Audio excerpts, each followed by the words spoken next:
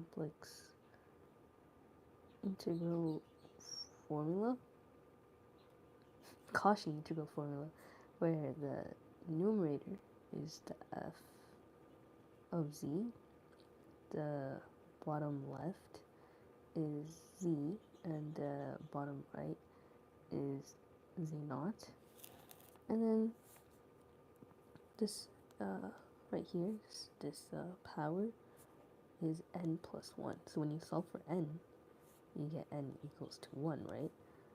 So plugging all this into the formula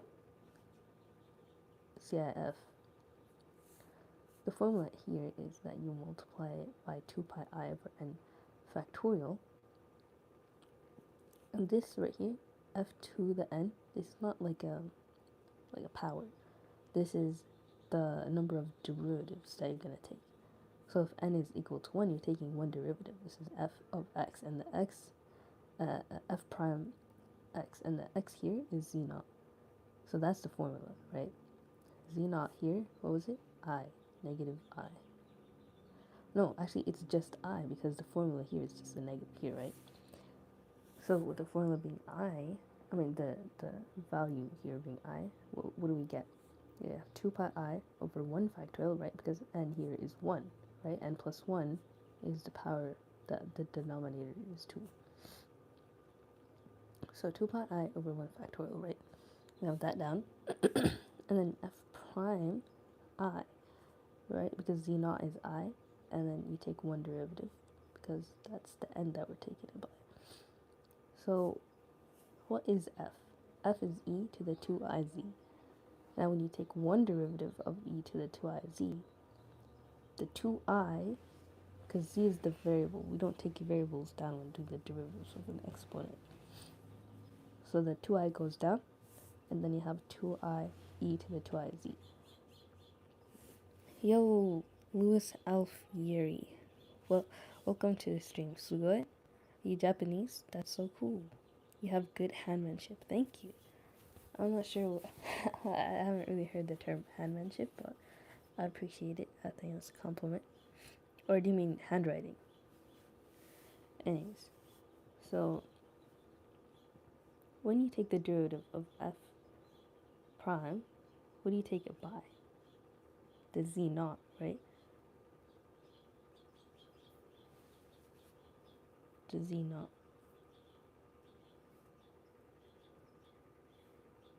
So this was the z naught is I. Actually, no, this one, you don't take it of this. That's not right. You don't take it of that. You replace what the derivative is, the variable, with this. You put that in, you substitute it. So if you have 2e to the 2iz, the z becomes an I, because that's what you're replacing it by. Please don't lie to me, please. I'm, I don't know what I was lying about, but I wouldn't lie to you. Don't worry, JK. It's fine. But yeah, how's your day going, Louis Alfieri? Hope your day is going good, inshallah. So, yeah, when we replace z or substitute by I, we get 2I to the e2I I. And I times I is just negative 1, right? Because I is just a square root of negative 1. Square root by square removes the rad. And negative I.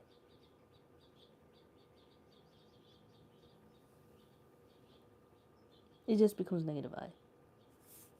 Or negative 1, sorry. So that's negative 2. And 2IE to the negative 2. Don't forget that we're still multiplying it by 2 pi I over 1. So when you do that, you get 4 pi I. But I times I is negative. So you have negative 4 pi e to the negative 2. Anything to the negative power, you could just throw it to the denominator. So it'd be e squared on the bottom and 4 pi. And because it is negatively oriented, right? Because when you look at the unit circle, it goes in that direction, counterclockwise. That's the normal. when it goes in a negative orientation, you have to attach a negative sign to it. Negative times negative is positive, so the answer is 4 pi over e squared. You know Jules on YouTube? I don't actually. Is that your favorite YouTuber or something? Let me know. So this is really important that we grasp this concept of the CIF, the Cauchy's integral formula. So it goes from here to this.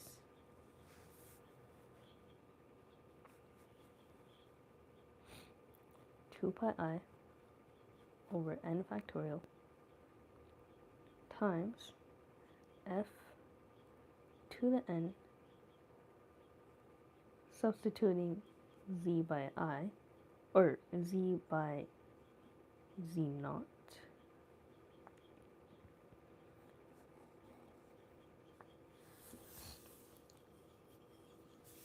this was very well.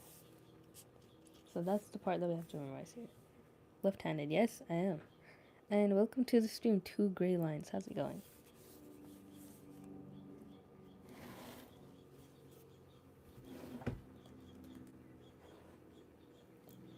It's pretty interesting how left-handedness is so rare. Oh look, my cat is here. Alright, so the next problem, we have a party balloon question. We have C equals C1 plus C2, and that's on this graph here, where we have I here, and there's a balloon, and obviously the balloon has a string here. So it's going this way,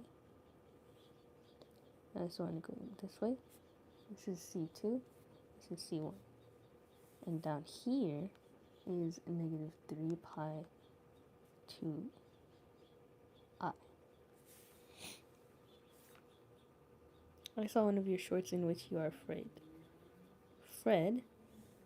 What does Fred mean? But yeah, welcome to the stream, Pihu Kasho. How are you doing? So we're going to compute 2 over I plus C dz. And yeah, these are our two contours, our two curves. So we have to observe that this here, this integral, is equal to a log of I plus C times 2, right, because of the numerator. And this is analytic because it's analytic everywhere except for the negative real axis. So it's not really touching the negative real axis, as you could see, because it goes from here to here, but it's not really, you know, it just goes to the origin, it goes away from the origin, but it's not really touching that axis. So because it goes like this, right, these two contours are going in those directions, not touching the real axis, negative real axis, then we could say that C is contained in U, and the fundamental theorem of complex calculus, sorry, I was right first, fundamental theorem of complex calculus does apply. And so when we try to compute this using the fundamental theorem of complex calculus, we look at the bounds, right? What are the bounds? 0 to negative 3 pi over 2I.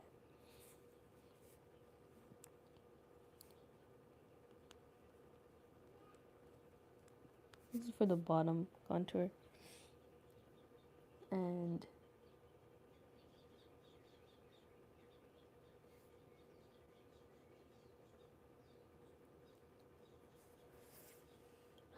Well,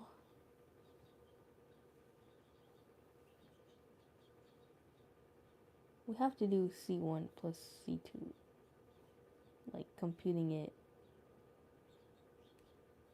in parts, integration by parts. But it's not like the UV integration by parts type of thing. We're just adding it, right? But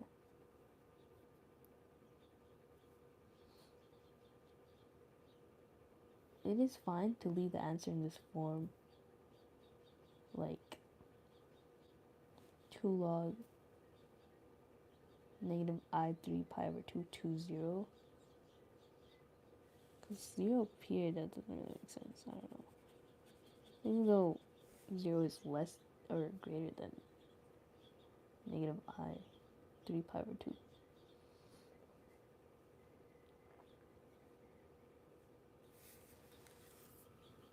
Let's see.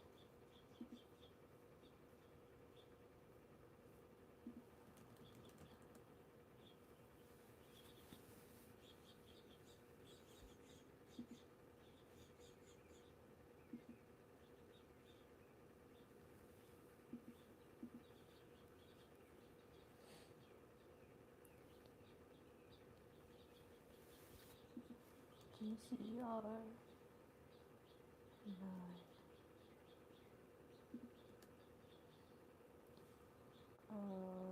Can you do question 2.18.5?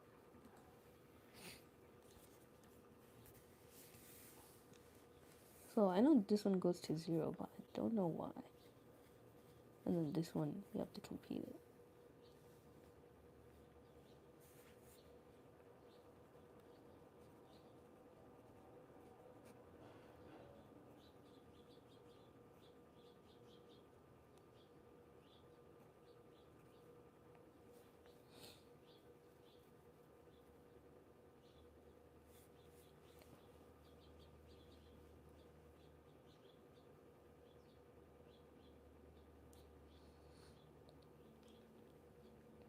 So log 1 is equal to 0, right? If you put 0 here, log 1, that just goes to 0. So we're left with negative 3 over 2 I pi plus 1 of, like, sorry, I didn't give myself so much room. I just put that first, I don't know. It's 2 log of that. But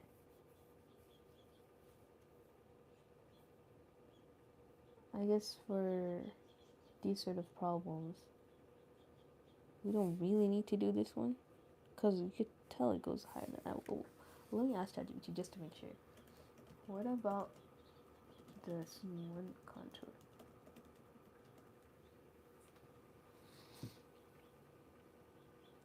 It's a closed loop. Has singularity as equals negative 1 outside the loop. It's analytic on and inside. So the Cauchy-Gerson theorem says that this one goes to 0 because, right, the Cauchy-Gerson theorem is analytic simply connected region containing C1.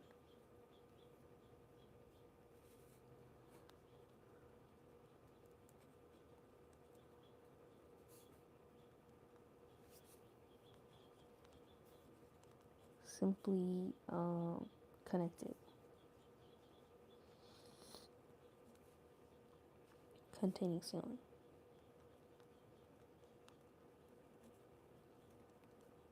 C1. I think, because it's a closed thing, right? Cauchy-Gerson.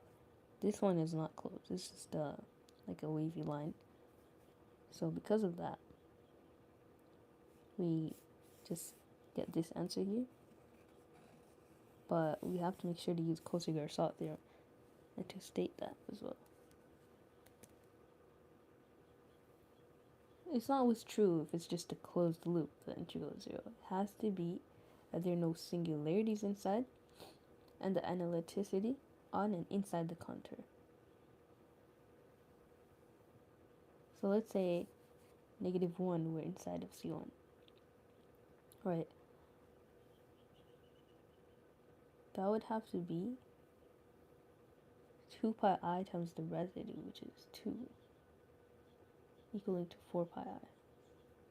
So the location of -1 is relative to Ci in the entire game.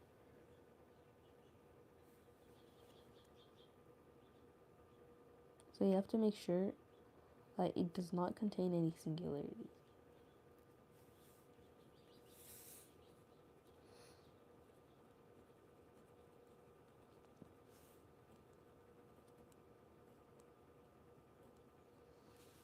No singularities. So that's, let's see, 1, 2, 3, 4, 4 questions. Oh, I'm scared. I have 6 more questions to go.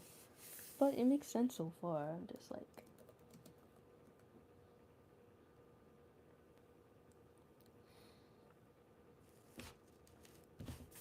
so we have 2.18.6.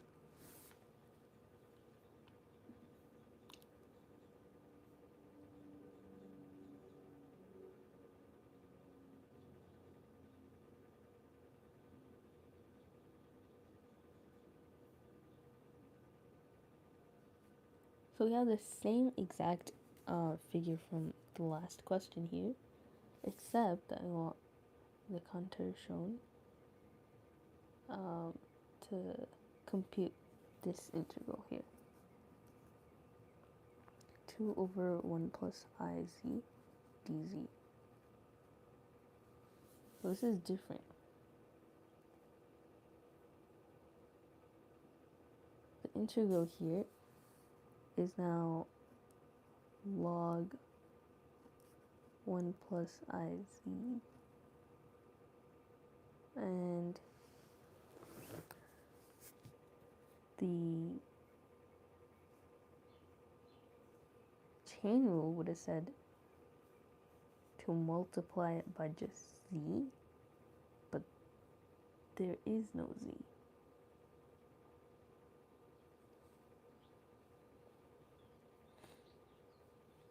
So what would the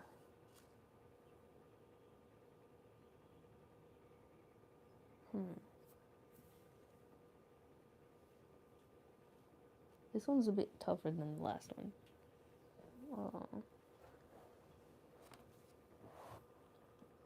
Let's see.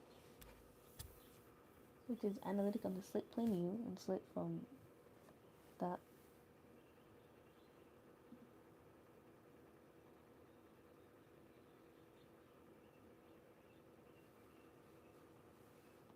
-2i.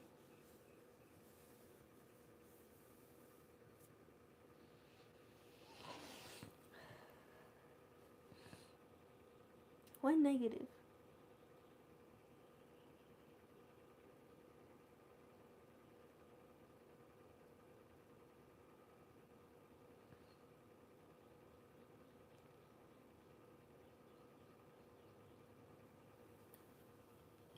The branch cut for log 1 plus iz runs along the positive imaginary axis, starting at z equals 1.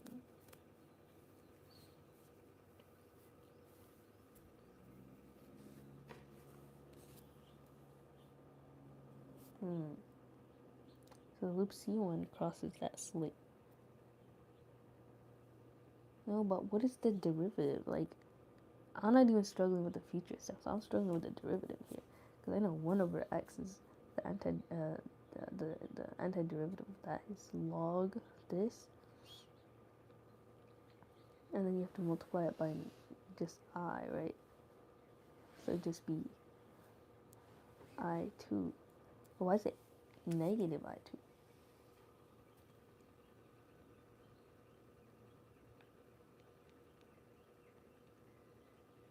Oh, because it's a positive 2 on the top.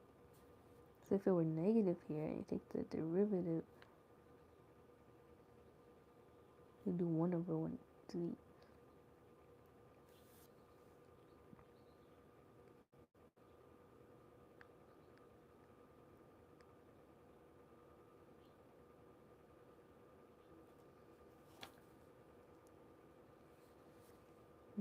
I2 over 1 plus IZ.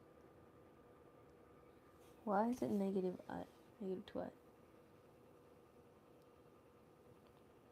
Hi, yo, quiet achiever, how's it going? Welcome to the stream. Negative I2, I'm kind of struggling why I got that for this. Wouldn't it just be 2 log I 1 plus IZ? We take the chain rule as well. The inside would just become I.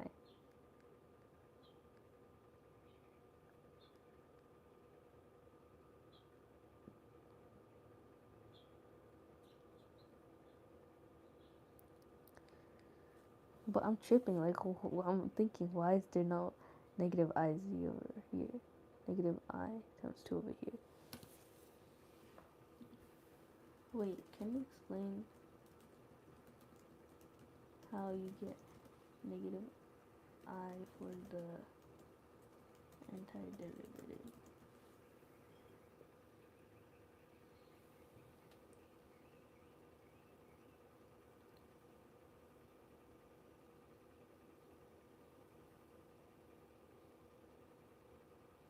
It's I, right? Yeah. I over 1 plus IZ. From above, we have 2.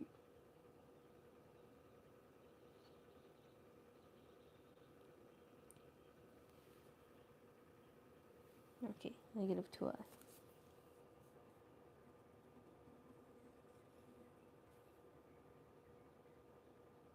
So that checks out. But then we know from the last question, log 1 plus z is going from negative 1 to infinity for the negative real axis.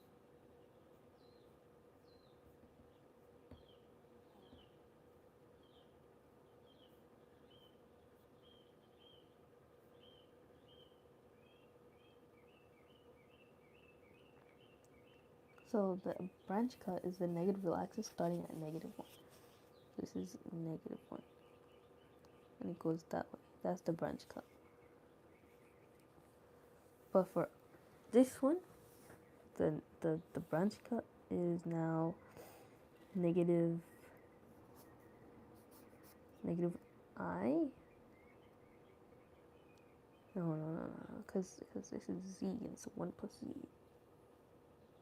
Actually, if we look at the main integral, well, actually, no, it's not the same integral I was doing. It's this one. So z has to be I. So it's the branch cut is now I to infinity. That's what it is. It goes that way.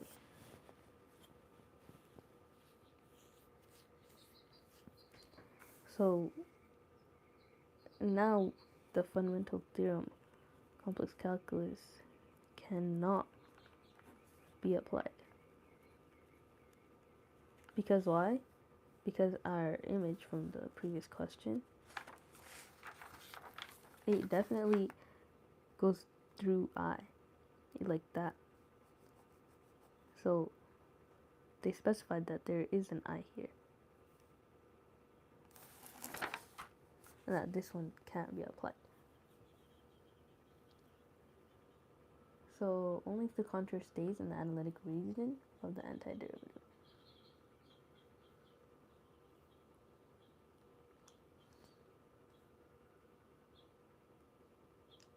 So what do?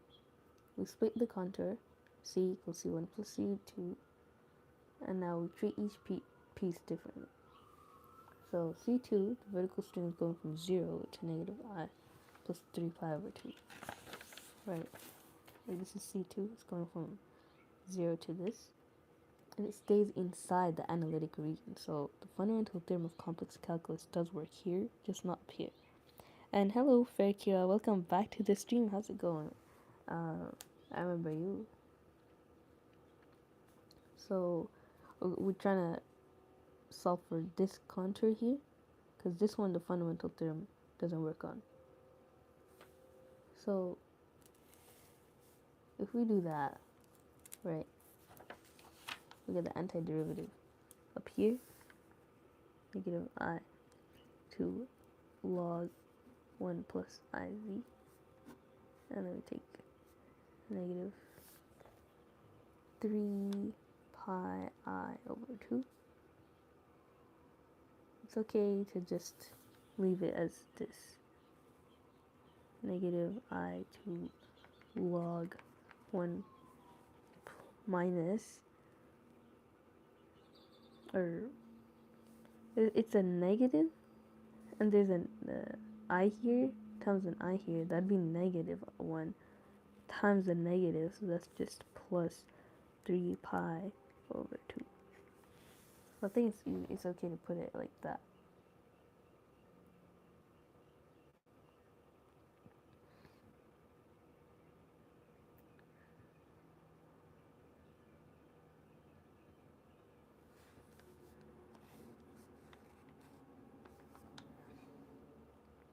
So good. How you're doing homework? I'm actually studying for quiz in a few hours, so I'm really anxious about that. But hopefully it goes well because I am putting in the work. But yeah, hello, Anil Patil. Welcome to the stream. How's it going? So that's our answer for this is for C2. But what about C1? If the fundamental theorem doesn't work on C2, C1. So if it can't be applied to C1, so what do we do with that integral? We could write the integrand because it's 2 over 1 plus IZ. So Cauchy's integral formula would be applicable to this, because if you can't apply this one, we still have the CIF, right? Cauchy's integral formula. So when we apply that, we could get our full answer that way. So let's try to apply the fundamental, actually no, CIF. Cauchy's integral formula to the first integral CI. So we have 2 over 1 plus IZ dz. So our f of x, or f of z here, is equal to 2. Our z here is equal to 1. Our z naught is equal to iz, negative iz. So, and then our n is equal to 0.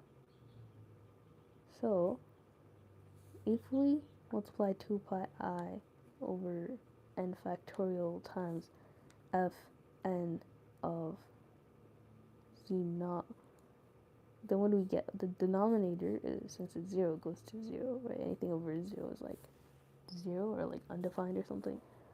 That goes away. So we have f to the 0 power times z naught. So that would just be 1, right? 1 times z naught, that's like negative iz.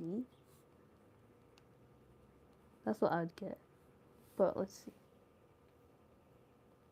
It's actually supposed to be 4 pi.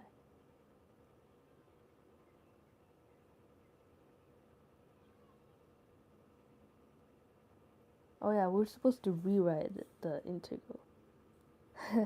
My bad. I forgot. So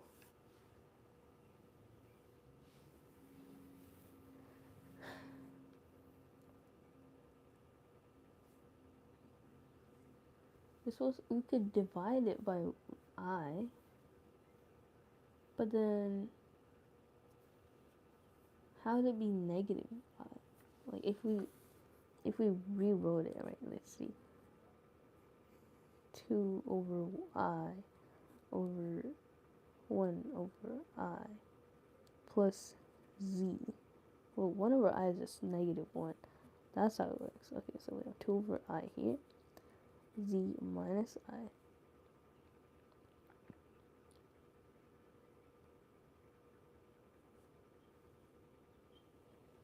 That's one way to rewrite it. What is the main topic of your incoming exam?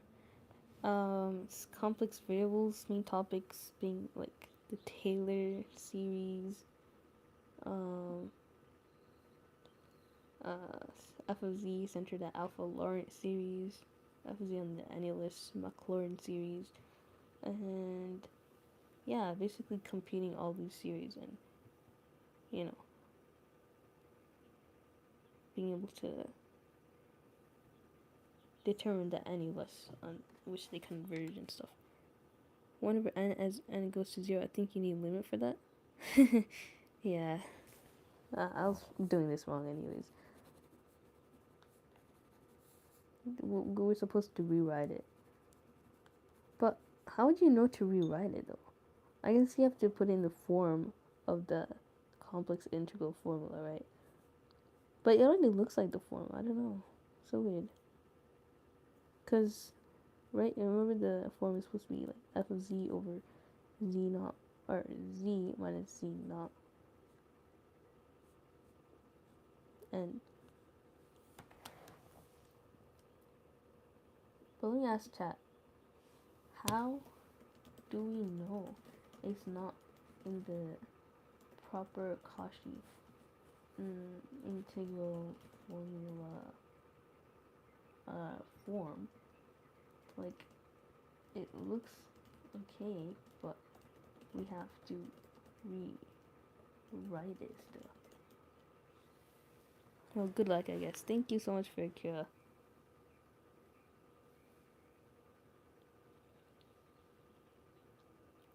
F of z is analytic on the inside of C. That's how you know that the CIF would work. You're given 2 over 1 plus IZ. But the denominator is 1 plus IZ, not Z minus Z naught. It's not obvious what the singularity would be in that form. So to find the singularity, you have to set the denominator at 0, meaning Z naught here would be I. So if you would rewrite it in its 2 form, it's 1 times Z minus I.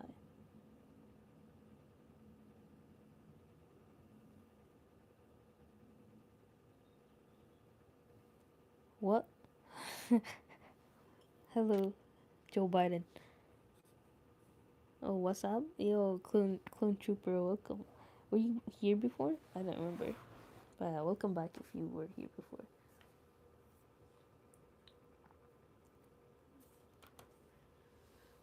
So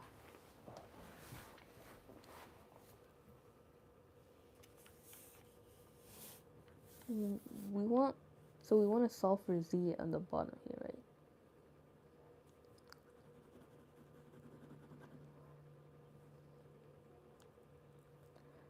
Solve for z, and what do you get? Z equals 1 plus iz is just 1 over I, which is equal to negative I. 1 over I. Well, actually that's negative 1, so that becomes positive I. So we want z minus 1 on the denominator. So how do you get that from 1 plus iz? Well, that's what we want. So how do you manipulate 1 plus iz to look like this? Z minus I. You could always divide by I. And then you'd get this z minus 1 minus I. Same thing, right? But then you have to take in the numerator as well. So the numerator 2 over 1 plus iz is equal to 2 over I over z minus I. By the way, I have a mathematical physics book back in undergrad. It's really helpful to do stuff with these complex integrations. Yeah, my professor just uses the complex analysis website. Like you just put complexanalysis.com and you get the text from there. So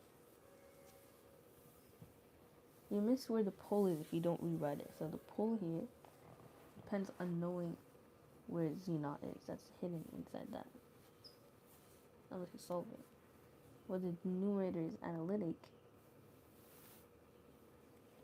you know, 2 over I is a constant, which is analytic everywhere.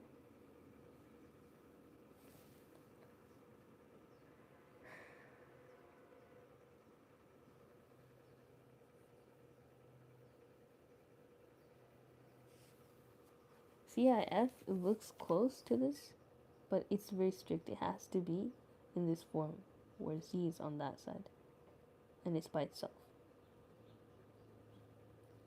That's why rewriting it is so important. And the numerator must be analytic and separate. 2 over I. Because analytic... Wait, let's see. How is 2 not analytic? If it's a constant.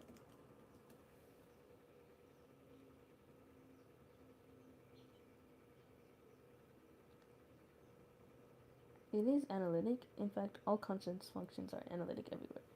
It's not that 2 isn't analytic. Okay. It's not about the numerator. It's just that the denominator has to be in that form. And then after that, we could apply the Cauchy integral formula. So f here is 2 over I. Z here is z, yeah, and then z naught here is negative I, or just I. And then n here is equal to 0.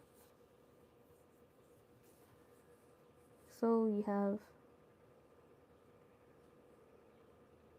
I forgot the formula.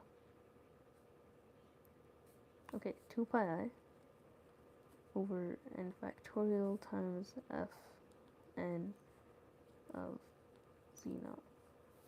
So fn, well, 2 over I to the 0 power is just 1 times z naught is just I over 0 factorial is 1, right? 0 factorial is 1. 2 pi I times I negative 2 pi. I admit I already forgot some of them. Your stream encourages me to open my math physics book. Awesome. That's a good sign. But I forget things so fast as well. It's in my short-term memory.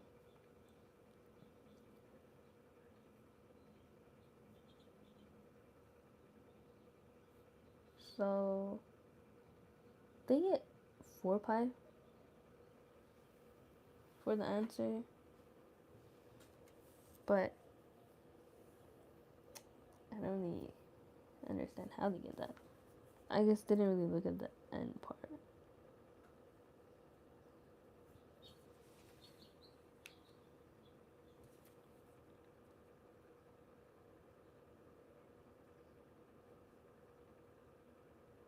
Would it be by itself if you take f to the 0, if you don't take the derivative of f?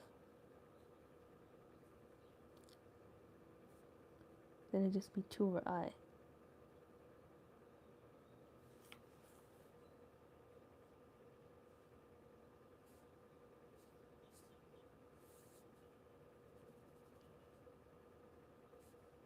Wait, actually not z naught. But this would be, this goes to 2i, 2 over I. And z naught is just what you substitute any z that you have for the f of z. But it's just a constant, it's just 2 over I. And then you multiply it 2i like this. It's supposed to get 4 pi. I get negative 4 pi. I gotta see how they do this.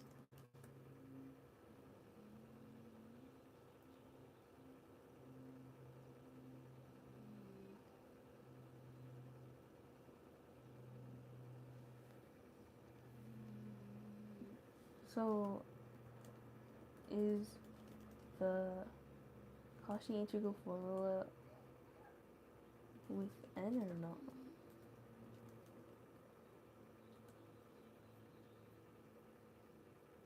Okay, so there's a basic one and there's one for derivatives. So you only use the one with an n if there's a higher power, so we don't have to worry about that.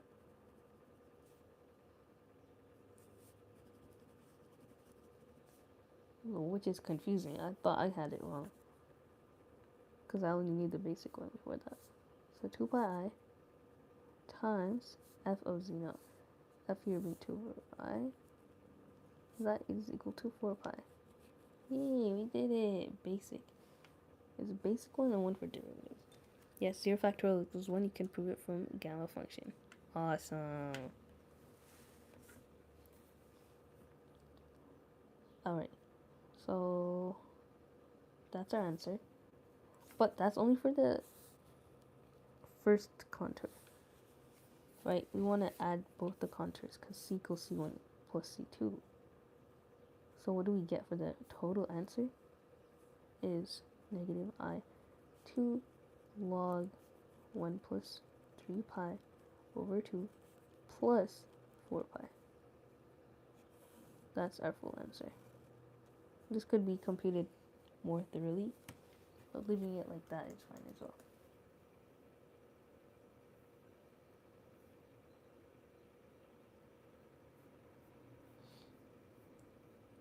I just have to check if the answer is correct.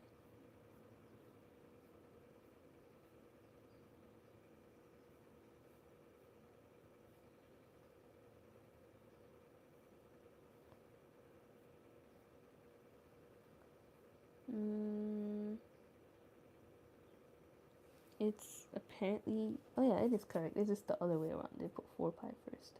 Well, because that makes sense. It's c1 here.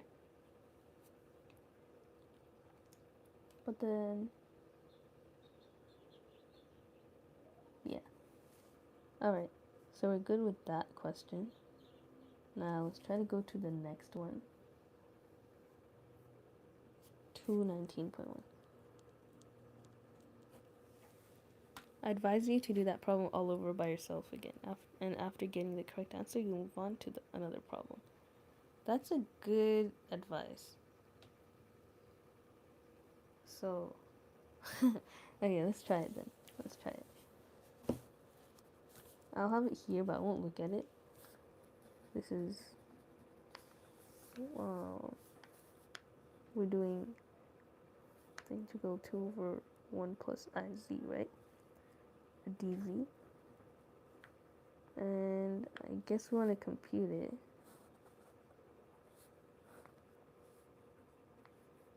We have this one here, this blue one here, I. And this one here, negative 3 pi over 2i. Alright, so we're supposed to compute this. Wait, let's look at the problem again. Okay, so this is going this way. So going like that. So they're both positively oriented.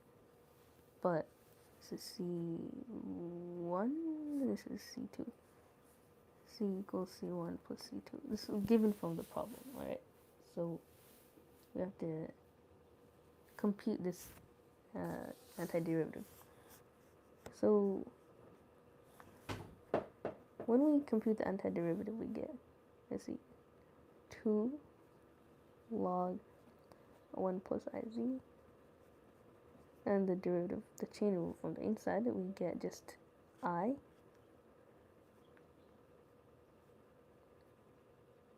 But the top is not negative, or it's not, there's no I up here. So what about that?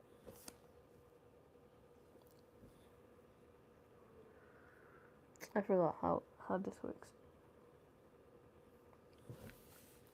Hi girl, hey Kimberly, welcome back to the stream. How's it going? So I forgot, like, when you take the antiderivative, of this part here. I mean, not antiderivative, the derivative of the inside, you just get left with I, right? It's just 2i up here, but the end product has to be left with 2. So how do you do that?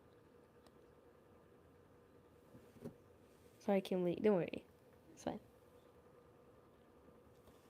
I made him explain that. Completely forgot.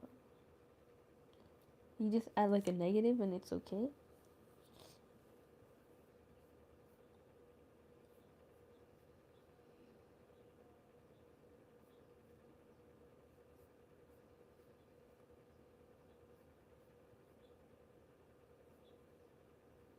Hmm.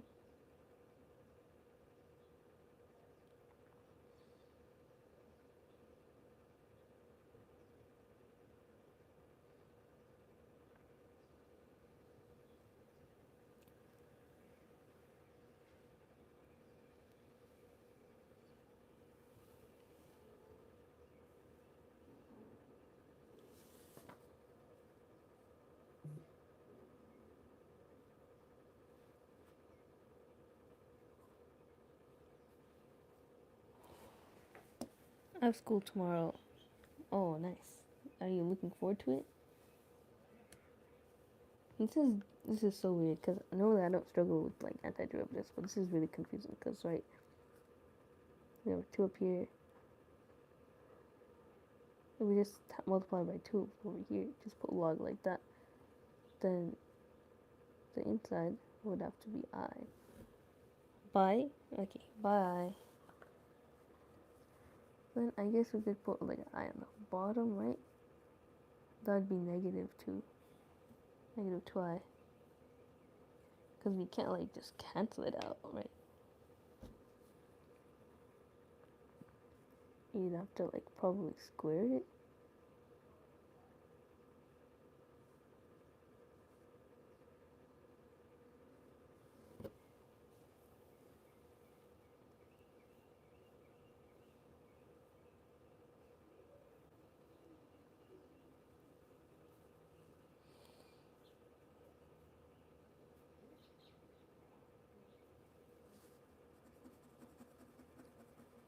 Log of this. But the numerator is 2.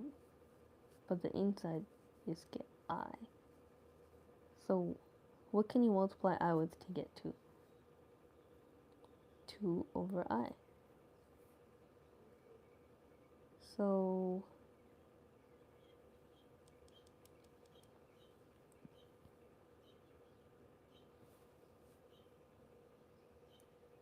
A equals 2 over I. Right?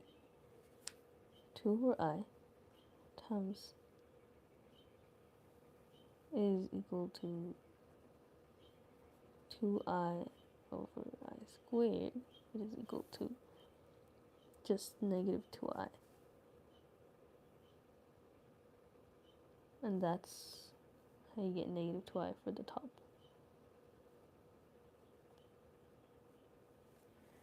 You mean the direction? Direction? No, it's not about the direction. It's about like the antiderivative. How to get like the constant for this inside to be equal to 2 afterwards. Because the chain rule, you get I up here, right? But then to turn I into 2, you have to multiply it by this number here. But then I guess to just put negative 2i up here. Otherwise, is it okay to put just 2 over I?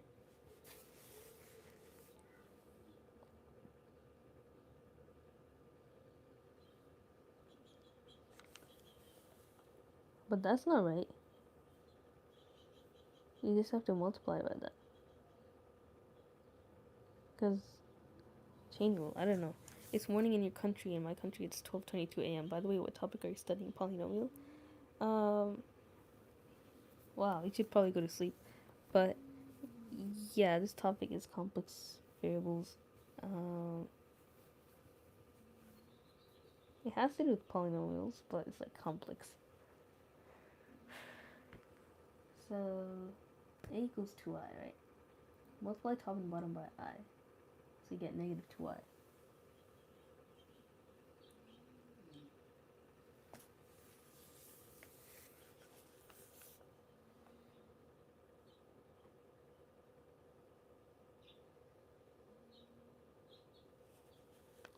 2 over I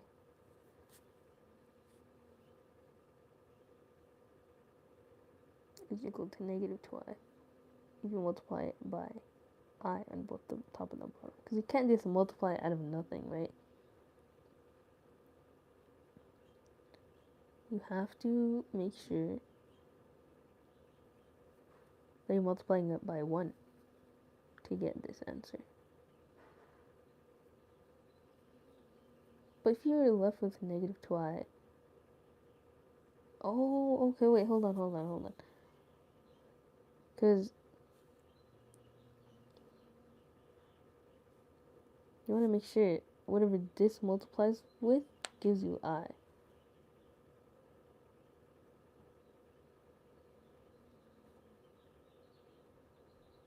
I mean,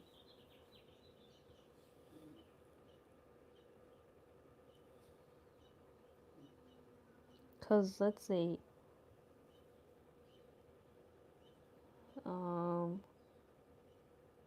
okay, my brain is fried, bro. I don't want to do this question again. That was just an advice, right? I didn't have to do that.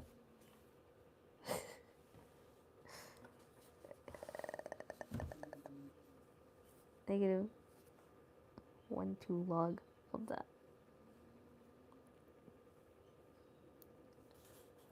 But this is really important that we have to learn the antiderivative of this. 2 over 1 plus I z dz. Right? Take the antiderivative, it's log of that times 2 times the times the chain rule, it's 2i.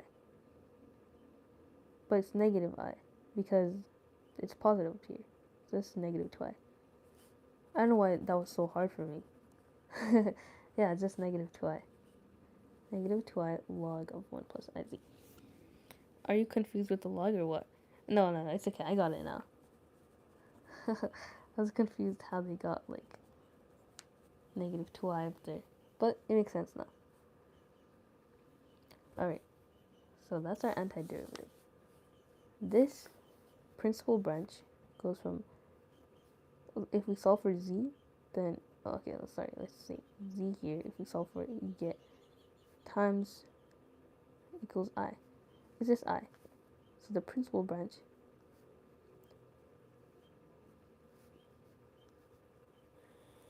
is I to infinity.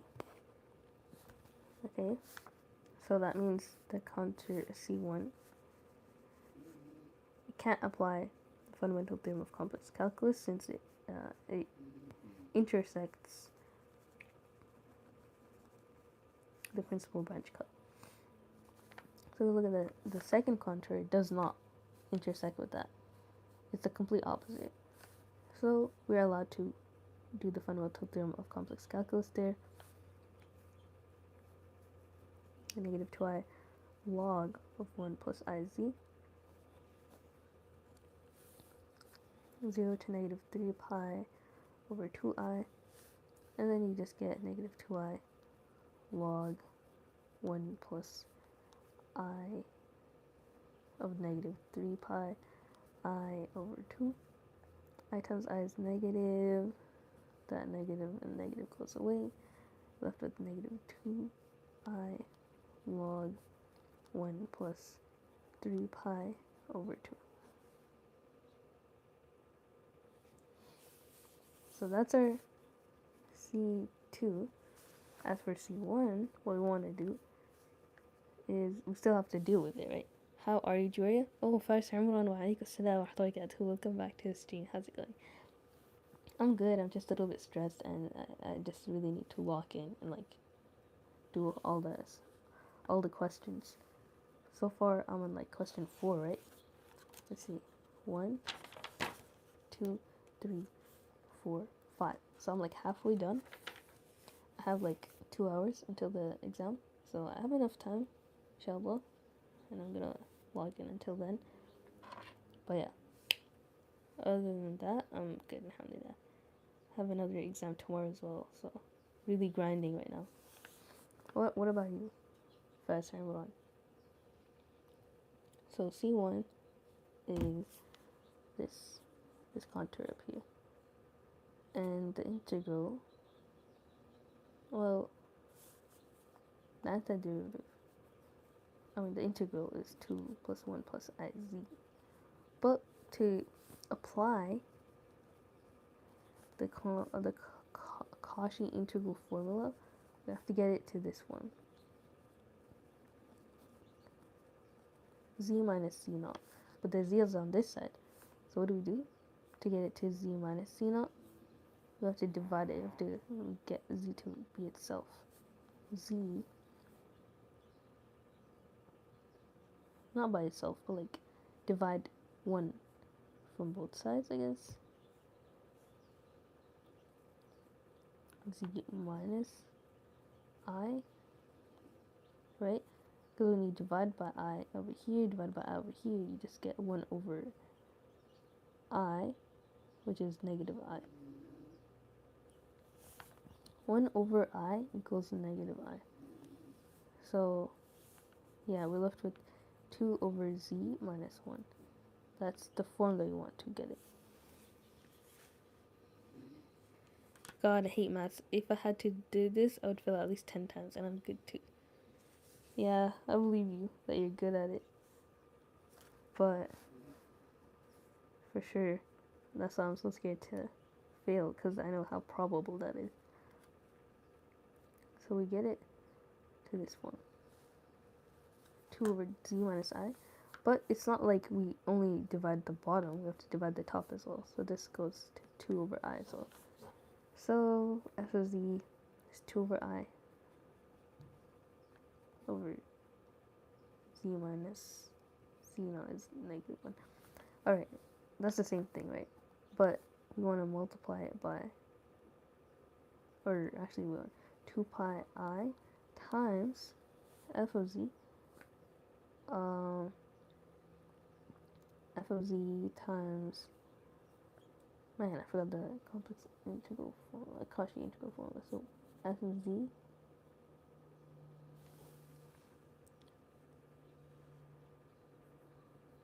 two pi I times f of Z. Oh yeah, f of Z, and then you plug in Z naught, but there's nothing to plug it in because it's a constant, right? It's 2 over I, so it's just 2 over I, and then you get 4 pi. So that's our answer. And then we plug in this plus answer for that one. So that's our answer. Alright, so I did it, the whole thing again. I just forgot about multiplying the top with the same thing again. And I'm good to it. Alhamdulillah. Alhamdulillah. Do you have any exams coming up or? Okay, so 2.19.1.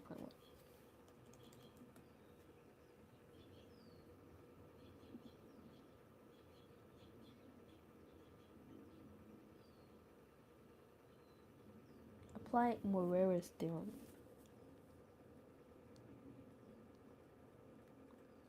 Morera's theorem.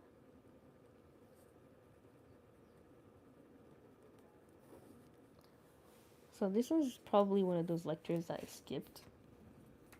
So it's going to be completely new to me.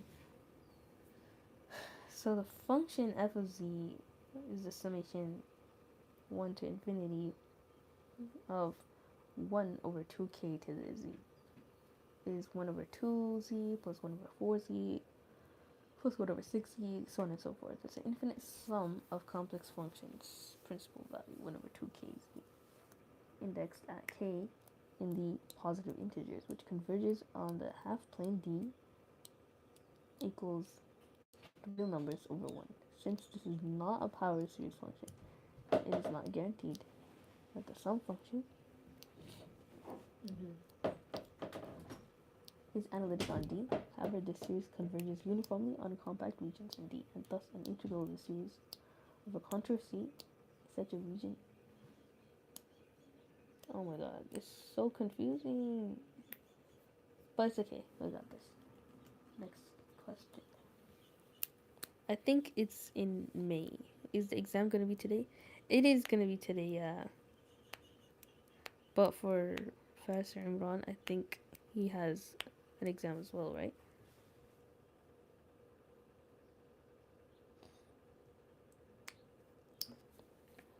Basically, we have f of z equals to this summation here, where k equals 1 to infinity, 1 over 2k to the z.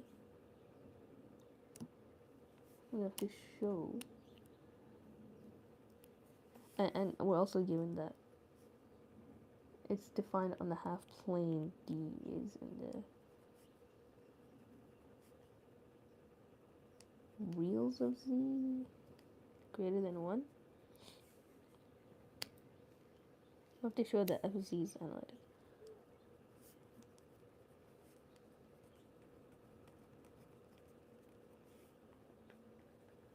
On D, it's not a power series in Z, so you can't just say it's a power series, so therefore it's analytic. Instead, you must use the Morera's theorem. So this is the whole structure. The Morera's theorem says that if a function is continuous and for every closed contour C is in a domain, then the f is analytic. So we have to take an arbitrarily closed contour C in D and show that the integral is 0.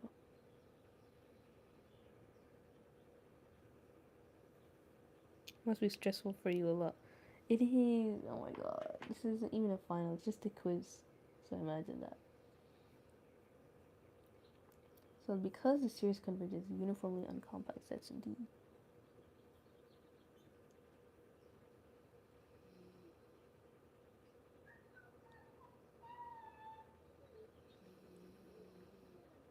without uniform convergence, this would be invalid.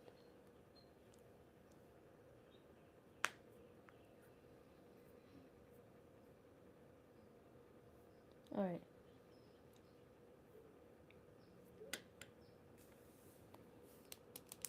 Let's just write Morera's theorem. What is the Morera's theorem state? Well, it states that if a function is continuous,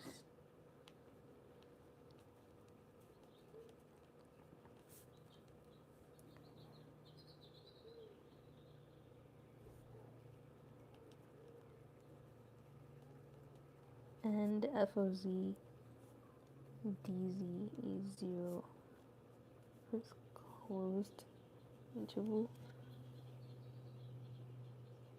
for every, if it's 0 for every closed contour C in a domain.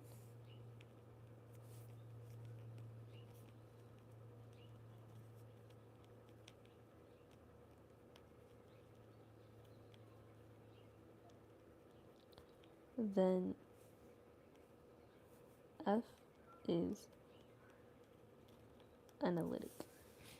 It's sad that I aced this topic, but I almost forgot entirely about this topic. Wow, I can't believe you aced it, man. That's crazy. I at first thought in the exam, am I even doing maths or designing a new hieroglyphics? Like, what the hell? Yeah, man. It's like that. The less familiar you are with the material.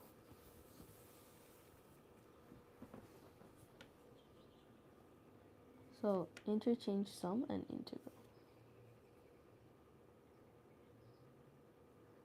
So, what we want to do first is let f of z dz be equal to this, right? Because it's our f of z.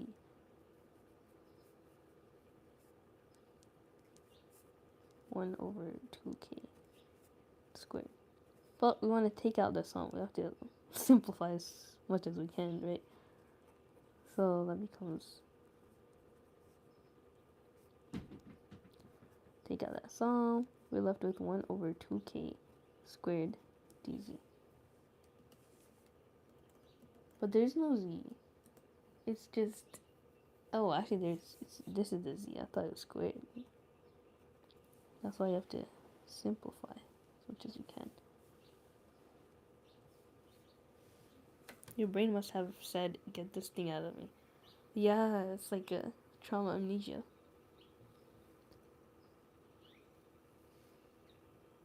So each term, if we look at this really quickly, like really closely, this f of z that we're left with, it's the same as, because it's an exponent, right? It's the same as e to the negative z ln 2k. Because e to the ln is just this denominator to an exponent. E to the ln to z of 2k. Negative ln z, right? Because the denominator, negative z on the bottom.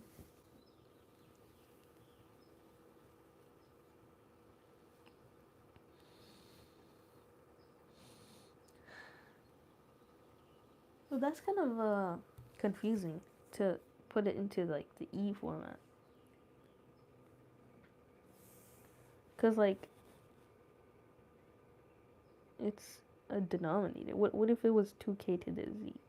Then if we put e to the ln 2kz, would that work?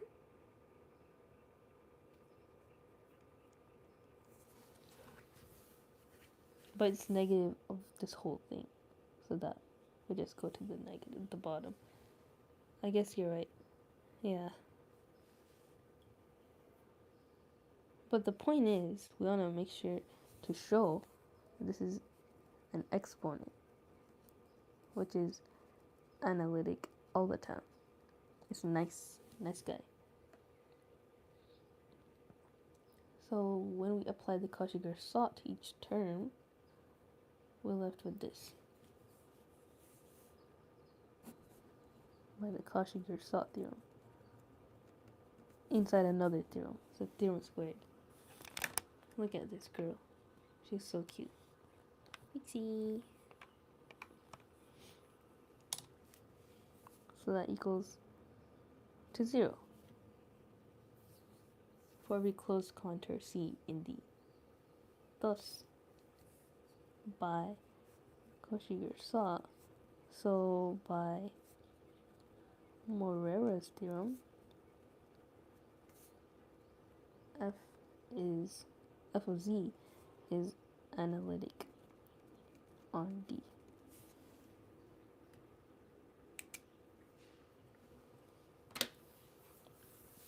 So this definitely is a closed contour C in D. You're so cute, man. A closed contour C in D. Like a subset of D.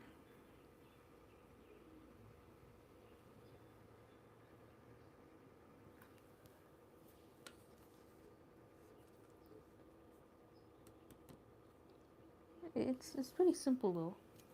Honestly, it's not as hard as it looked in the beginning.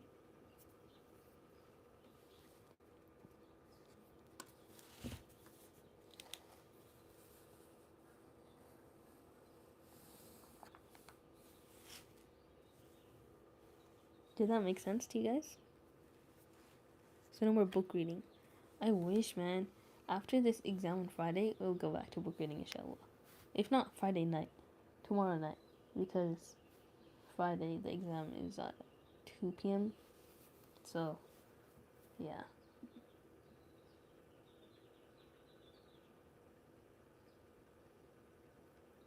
Alright, so we have 1, 2, 3 more questions. 4 more questions. Oh my god. Alright, next question.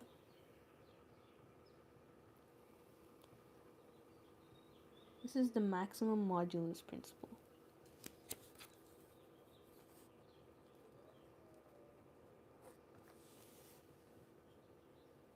So we're supposed to find the maximum of the exponent z on the closed disk dr centered at 0. These guys are fighting. He keeps fighting with his feet. He's like, what if I bite your feet? Fun fact, it's 2 a.m. here. Dang, what are you doing up so late? Pixie always wins. She's terrifying Yuki.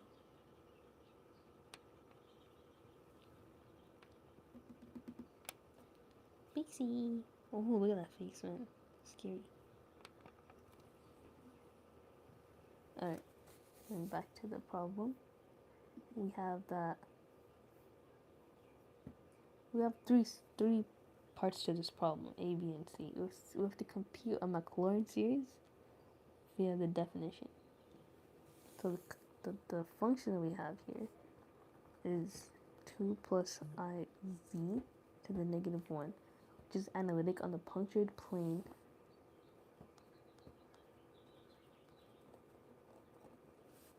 G equals z not equal to I. Me, Indonesia. You're in Iceland or UK? Wow, Indonesia, man. That's crazy. You guys are so lucky, man. Your cuisine is the best. Top tier. Because I made nasi goreng with like a package sealing. Pixie's so cute, man. And it was so good. Imagine like the real thing. I want to go to Indonesia so bad. Y'all make Indomie the best ramen in the world. So use induction to compute f and z for n equals 0, 1, 2, and build the Maclaurin series. For f, express the series in summation notation and by writing out the first few terms.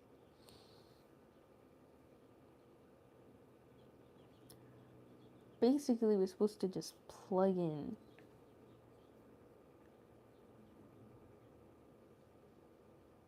for n 0, 1, 2, f to the n z.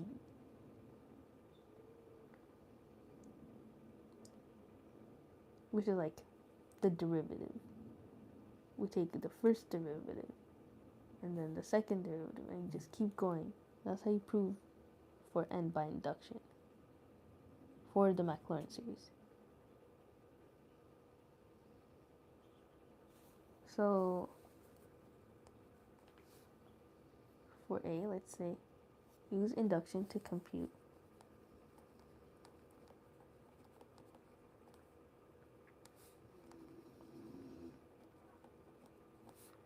fn of z for n equals 0, 1, 2, blah blah blah, and build the Maclaurin series for f.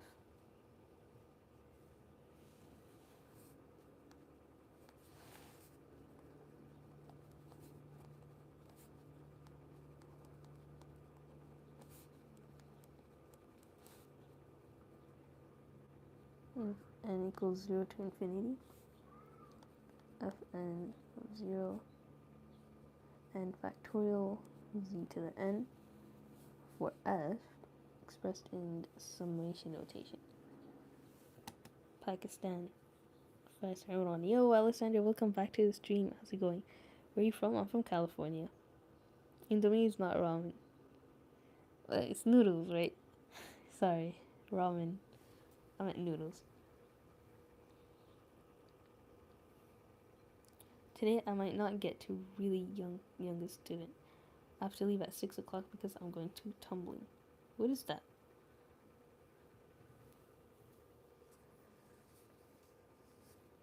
Sounds fun. Sounds like a game.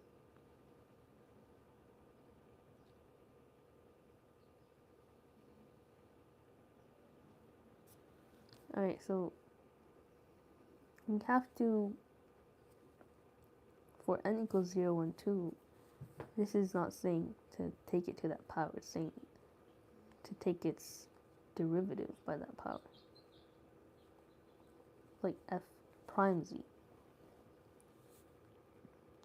So for this thing here, 2 plus iz to the negative 1 power, we're just going to do negative 1, 2 plus iz, negative 2. And then that's just for 1. But for f0z, like nothing, it's just 2 plus iz to the negative 1. And then for 2, we have negative 2 plus 2, right? Because you're multiplying negative and negative. Don't get that mixed up. Plus iz, negative 3. We also, don't forget the chain rule, right? That's a lot of things to remember. You have I here as well. That's negative. I squared is negative, so it's, again, it's negative. That goes away.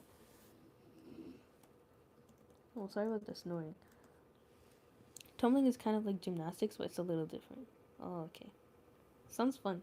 I had a feeling that you had to do with that. So,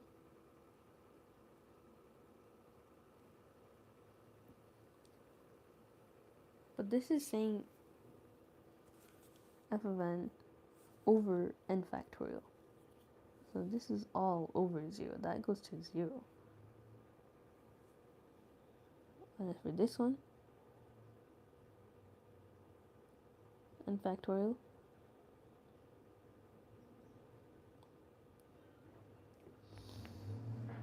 this is a little bit complicated.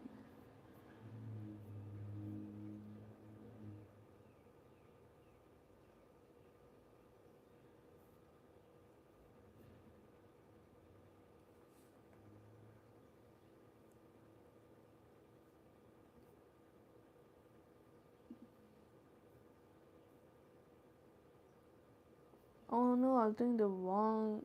This isn't. Dang. I was doing 3.20.1.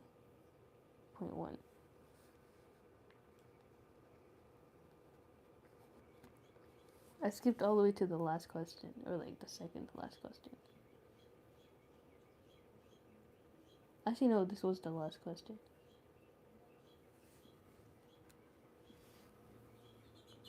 Nice video you uploaded about 2 ducks. Thank you. Yeah, it was so cute, man. I have so many more videos to upload. Like, spoiler, I found baby geese as well. And I was staying so still, and I waited and waited and waited until the sun went down.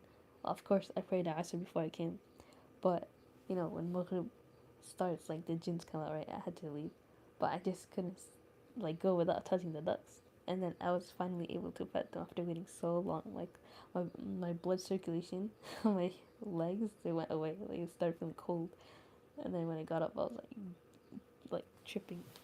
Stand up, bend my back, and try to kick up my leg. Oh, hopefully you don't hurt yourself. Oh wow, now the McLaurin series, it's gonna be fun. Really? You like it? But I was doing the wrong question. I mean, obviously, I have only like 3 questions left, or like 4. But yeah.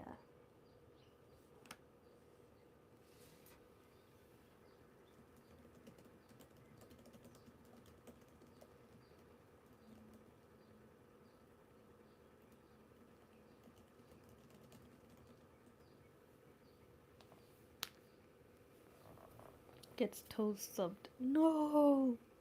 To me, it does not sound fun. It's good exercise though, right?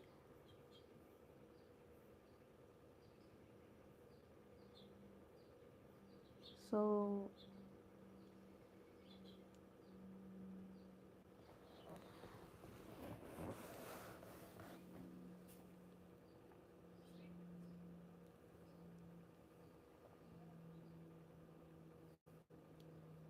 oh, okay. So the way to get it into like constant form, it's just like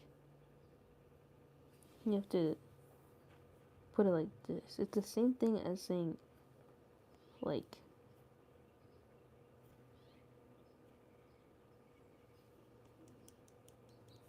-1 over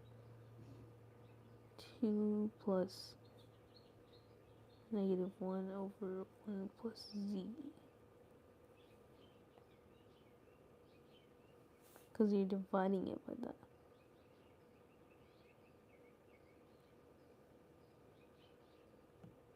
For the bottom and the top.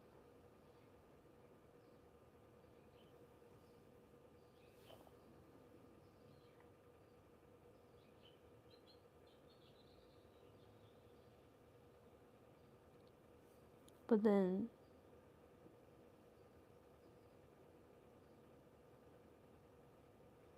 oh no, that's so confusing, man. Maybe I should have taken the derivative like the other way. Just put f prime f of 0 as this. 1 over 2 plus iz. Right? And then for this one, you just divide the bottom of the top by iz.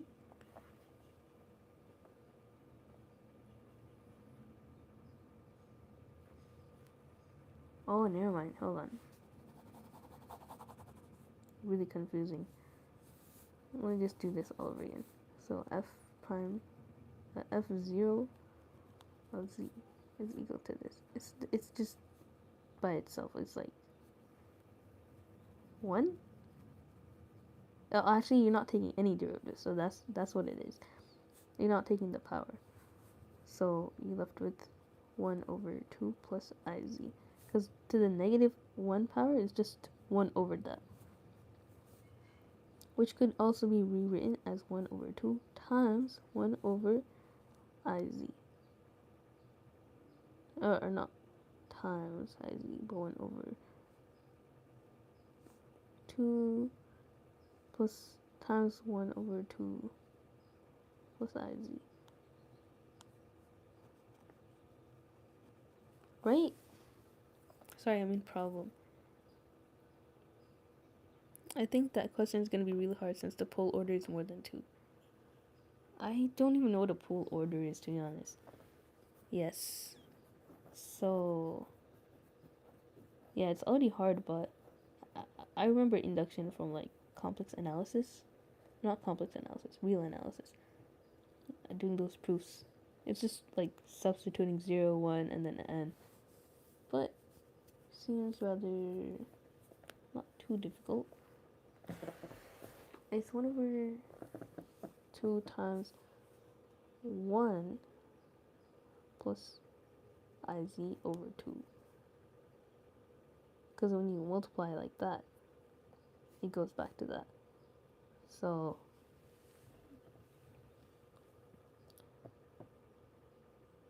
iz over 2.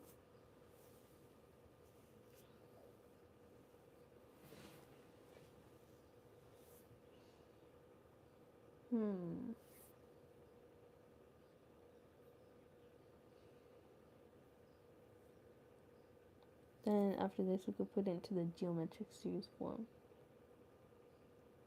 1 over 1 plus w. If you let w equal to iz. iz over 2.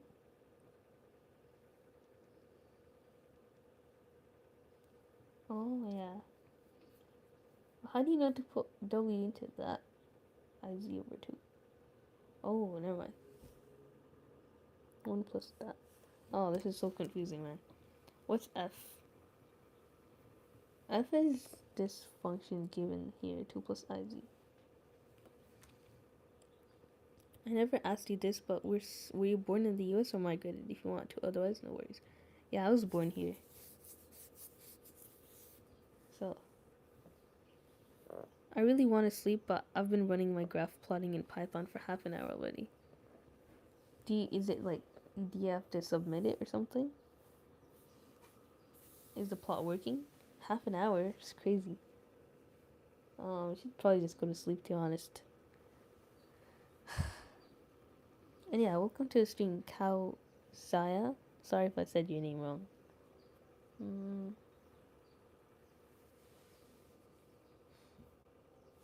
I probably should have done this last. I mean, it is the last question, but I don't know. I did it on accident before the other questions. Maybe I should take a break though. I don't know. Let's take a break, like a small Wordle break. Those always refresh my brain. I was watching the trailer for Project Hail Mary to see if I would like that movie. I feel like I would. Alright, this is Wordle. It's for my thesis. Oh, dang. Hopefully it works. Words. So W's in there. Award? Award would be a good word to put, but there's two A's, so we don't want to waste any space. Art? No, the audio is art. So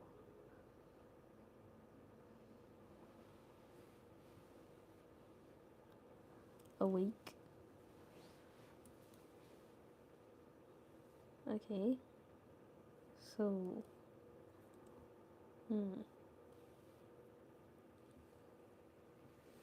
thaw. There's an E though. 3 Blue 1 Bro has a video on this. On my on what?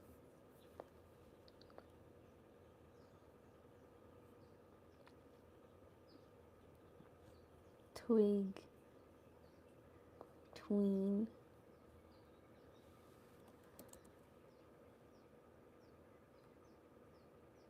Whoa, tween. That was a good guess. Nah, I got it. Hey. Alright. Wow. Well, that's it. Oh, lordy. We'll have to go back.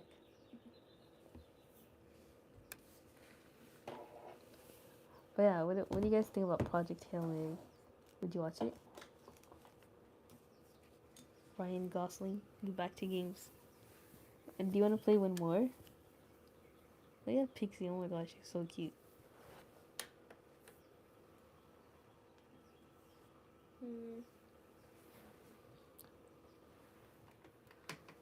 My laptop's about to die. Oh, my charger's in my sister's room and it's like locked. Do 1,000? Or what is that? 100 billion? 100 million? 1 billion times 1 billion. Okay. So this is 1 over 2 plus ISV. Separating it, it's 1 over 2 plus 1 over 1 plus ISV over 2. But why don't we set that to W out of all the things? We'll have to put it in a geometric series form. So if we factor out the constant,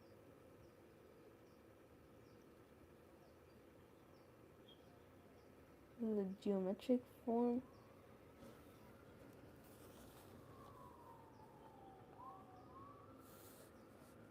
so this is just the question up here. I don't mean to confuse anybody. This is just typos or whatever, like getting it wrong. Just like the geometric series here.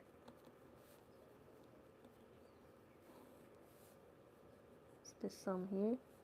Okay, going 1 to infinity. Or n equals 0 to infinity of -1 n times w to the n, where the absolute value of w is less than 1. How is that possible? How is the absolute value less than 1? He's washing himself. Yeah, Pixie. W is positive, it's just less than 1, I guess.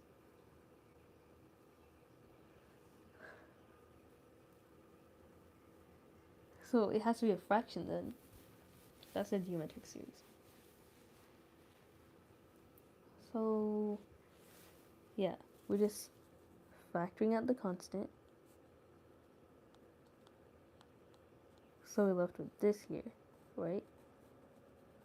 1 over 1 plus iz over 2. That looks atrocious. I'm so sorry. We set that to w.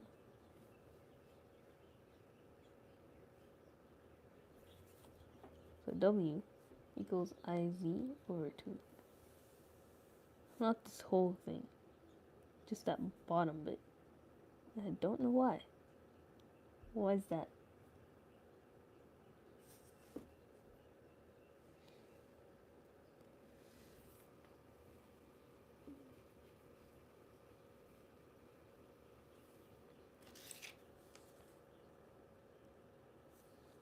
This is actually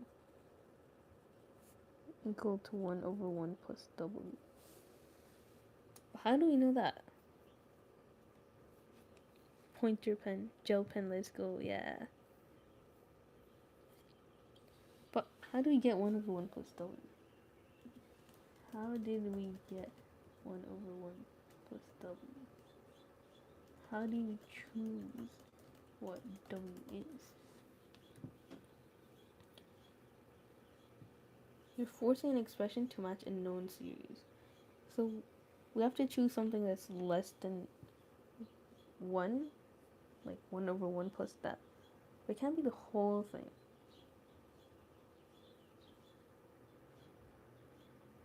It has to be 1 over 1 plus something.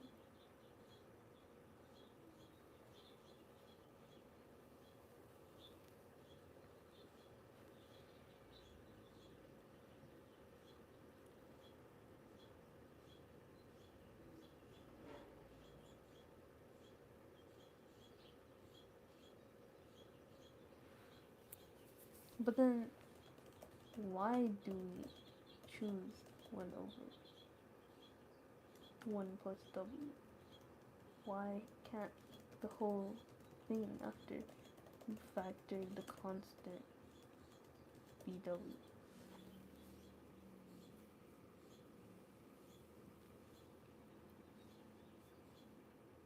So that's specifically the geometric formula.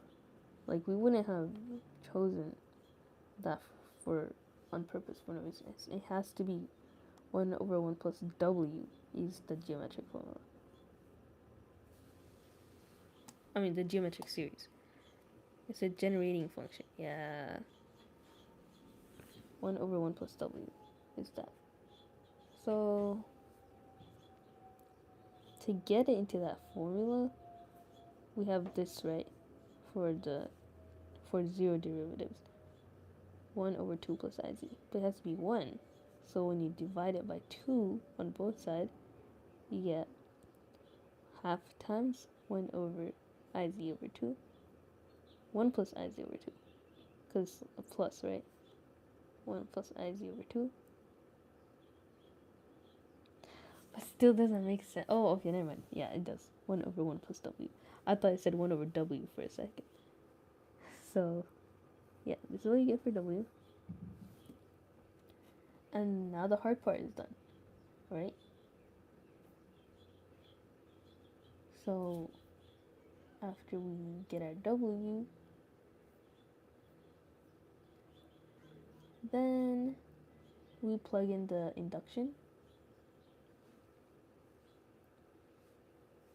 or put that into this formula here. N equals 0 to infinity, negative 1 to the n, w being iz over 2 to the n. And what is n? Well, if you have n equals 0, then you have it just equal to half? How is it half?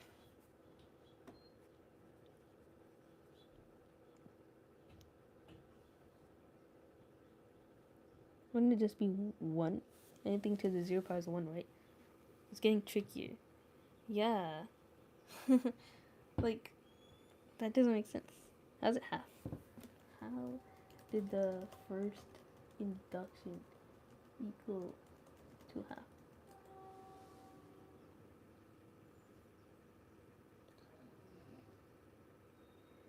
Plug in z equals 0 to get a coefficient.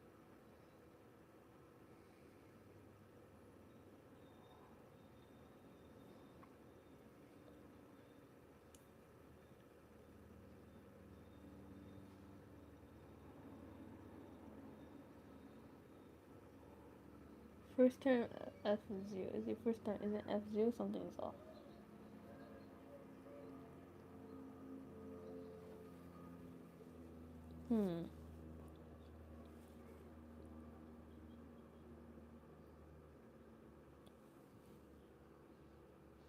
N factorial times negative I to the n times 2 plus iz to the negative 2 plus I 1.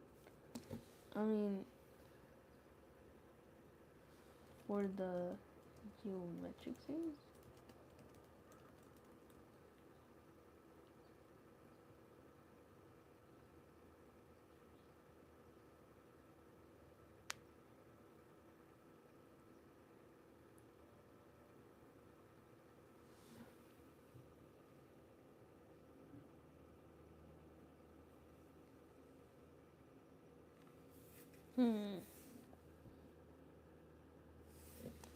So, do you know why it's 1 plus w? Oh, yeah, because 1, like, 1 over 1 plus w is the written geometric series. It's just given. You're supposed to remember that. Maybe it's how some answers are incomplete on purpose. Oh, nice profile picture, by the way.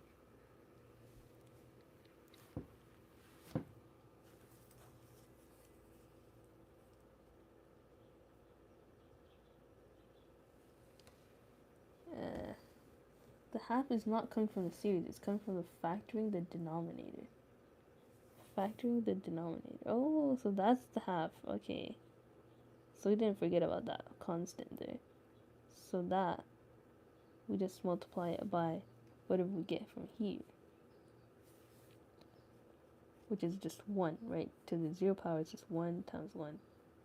That equals half. So as n equals to 1, then you have negative 1 times iz over 2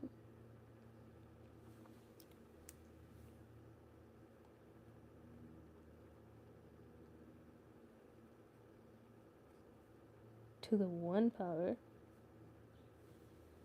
But there's also the half that we forgot about. So we get what? 1 negative 1 to the 1 times half. Just iz over 4? Is that the geometric series?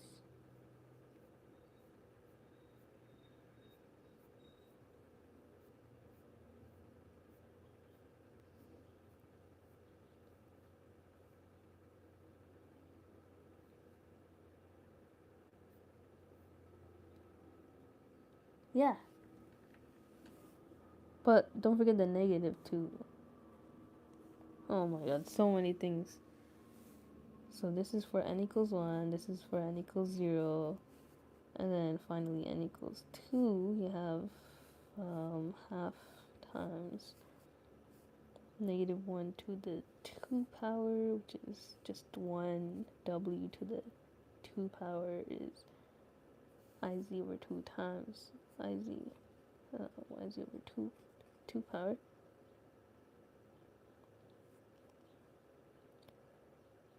What could that be? Negative z squared over 4 times 1 over 2 is equal to negative z squared over 8. Something like that. Thanks. Because the geometric series has absolute value that is less than 1, so which means you need to make the value to become positive. Hence, 1 minus negative w is 1 plus w. That's a long way to explain it, but I appreciate it. Thank you.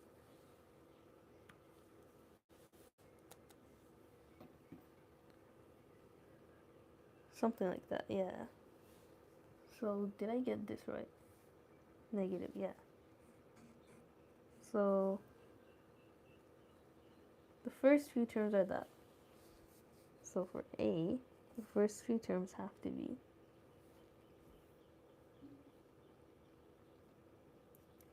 equal to half minus iz over 4 minus iz over 8 plus blah blah blah. And then for the second part of the question, because it's not just one question, it's a 3-part question, we need the radius of the convergence. So we need iz over 2 for w to be less than 1. Radius of the convergence.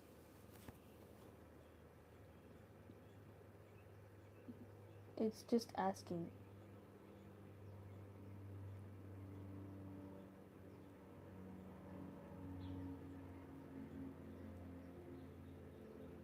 with c of n equal to negative 1 of n times in over 2 to the n plus 1, the computation is different. But determine the radius of convergence on the Maclaurin series of f.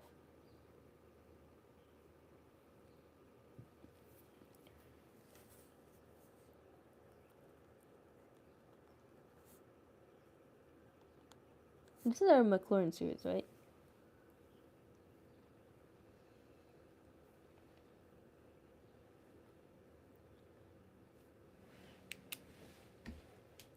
But did we build a Maclaurin series? Because that was a geometric one. Can you pet the dog even if I'm running on fumes? Something like that. Which dog, fam? That dog.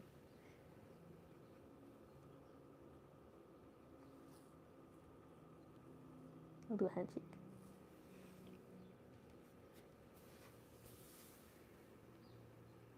She's so confused. She's like, oh my god, do your homework. But basically, the Maclaurin series, how are we supposed to make it? We just used the geometric series.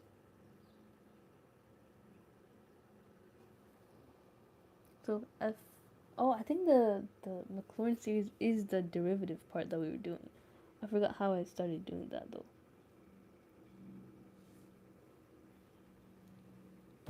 I'm not sure. By induction.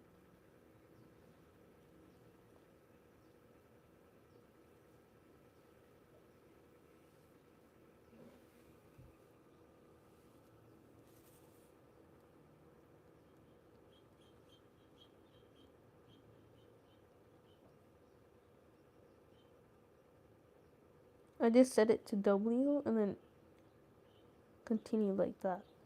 I didn't really build a Maclaurin series though. I mean that was, but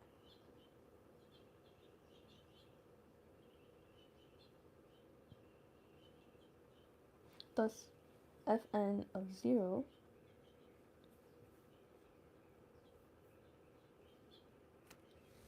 this is so confusing. Not because it's on purpose an incomplete answer, but it requires you to prove where that came from. Yeah. But this right here for A is a geometric series. They're asking for a Maclaurin series.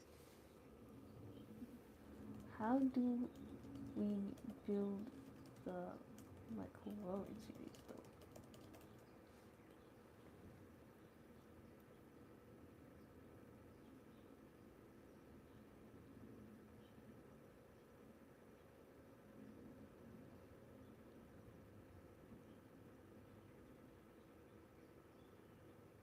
We plug it into the known series and get that. Multiply the constant back in.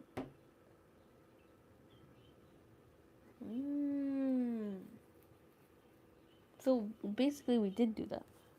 The series, we used the geometric series, right? And we just multiply it by half. That's the Maclaurin series that we came up with. So before we determine the radius or anything, the Maclaurin series would be that we came up with is half times. It's confusing if you put the constant back inside, like inside the series. negative 1 to the n power. W, right? It was what? Iz over 2 to the n power. And that's our Maclaurin series. We just have to remember the geometric series, negative 1n wn, and set w to that. And the w is 1 over 1 plus w from the given function. And then throw it back to students. Of course not, they might have already proved it. What are you studying? Hello, Astro, All Hearts. How's it going? Submission. You guys all did complex analysis? Basically, they're trying to say we don't care because we are too damn lazy to complete the equation. So it's entirely your fault if you fail examiners not. Yeah, it sucks, man.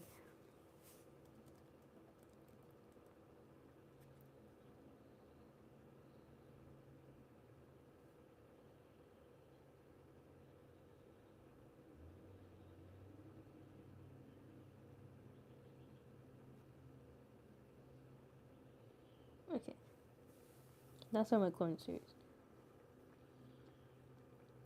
I even forgot what Maclaurin series even means. It's a power series in Z. Okay. Now, let's try to find the radius of convergence for this in our exam. So yeah, I did my math back a year ago. We did all this. You can put the constant wherever you want. Yeah, we from Cal. One time, all the invigilators let us cheat and even showed us the answers in Matrix. Wow, you're so lucky, man.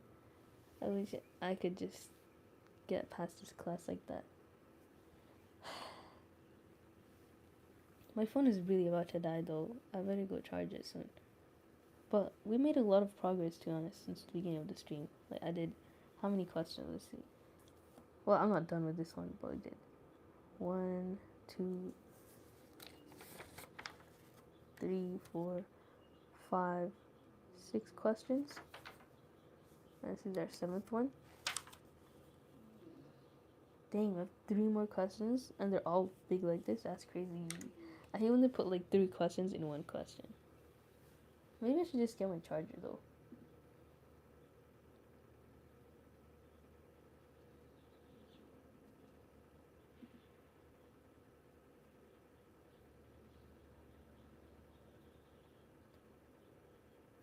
Okay.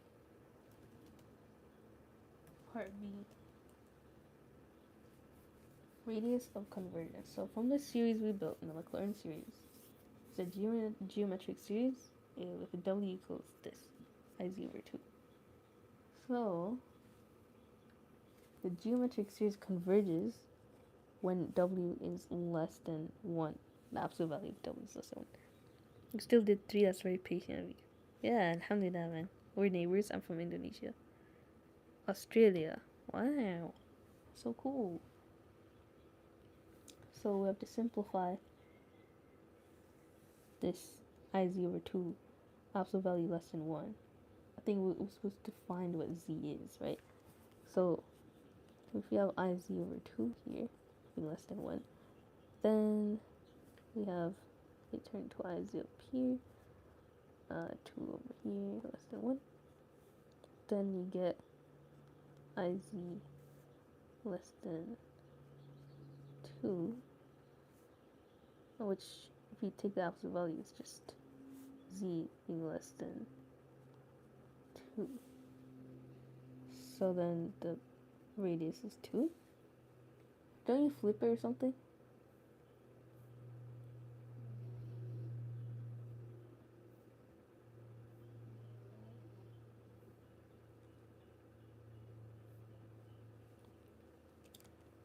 Why this makes sense? The radius of convergence is the distance from center to the nearest singularity.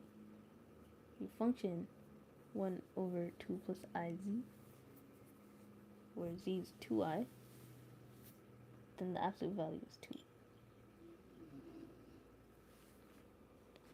Just get the nearest singularity.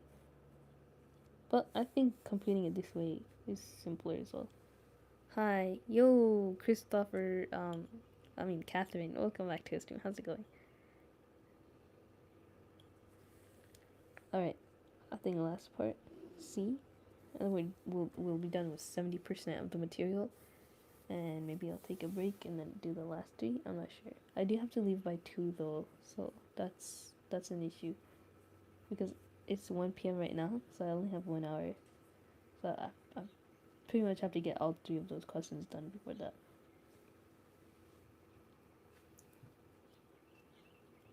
Cause the class starts at 3. I have to leave at 2:30. So I guess I have more than 1 hour. I have like 1.5 hours. That's only 70%.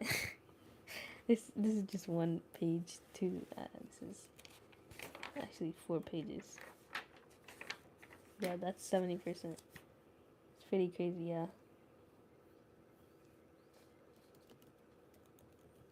So part C, we want to connect the series to the geometry. The domain G is the largest open set where F is analytic. What is the domain G here? Oh, they didn't say. Oh, actually they did, right? No, never mind. Draw a picture of G and the disk of the convergence of the Maclaurin series representing F.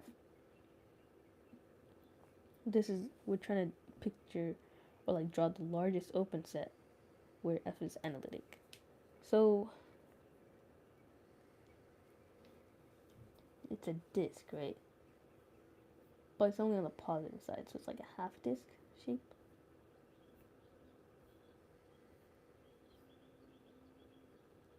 Oh, yeah, my brain is fried right now. You need to catch up or you're cooked.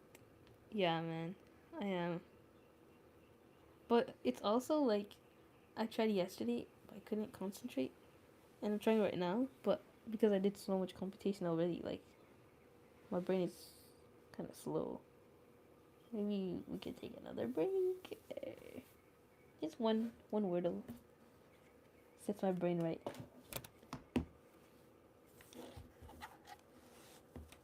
Maybe 2.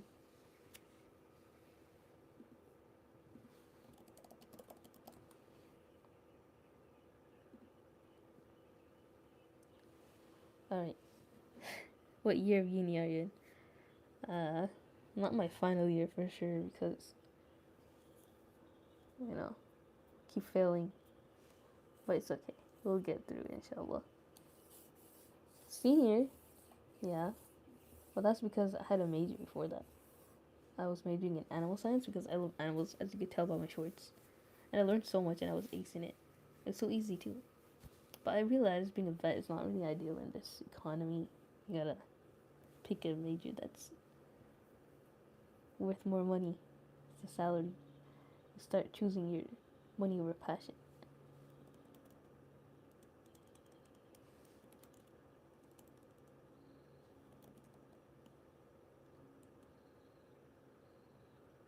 Whoa, that's a crazy guess right there.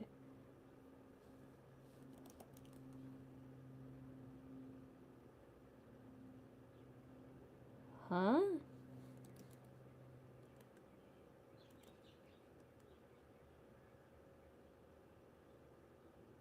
What could that be? What major are you in again? Um, Applied mathematics, statistics, with a minor in data science, machine learning. Do you have last year's exam from uni? If you just do some of them.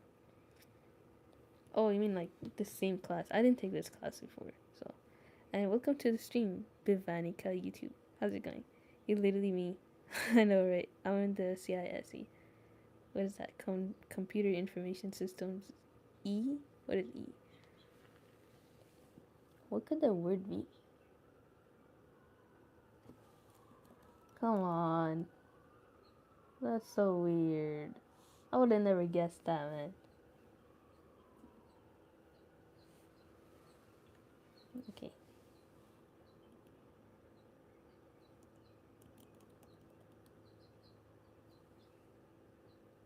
Well, that's a really bad guess, but at least we got one.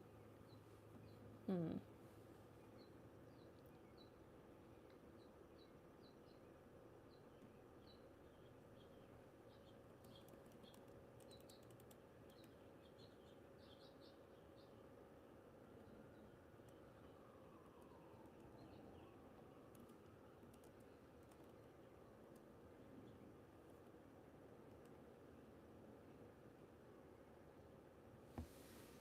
It's A levels. Cool. I did batch in math and now doing DS masters. Well, what is DS? You did bachelor's in math? DS? Double? I don't know. So, diesel. No.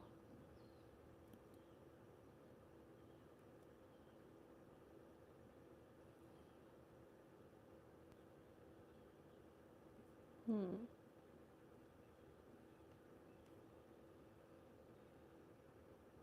It's a hard word. Double stratosphere. Data science? Oh, data science masters. Wait, this, yeah, we're literally doing the same stuff. But hope it goes well for you.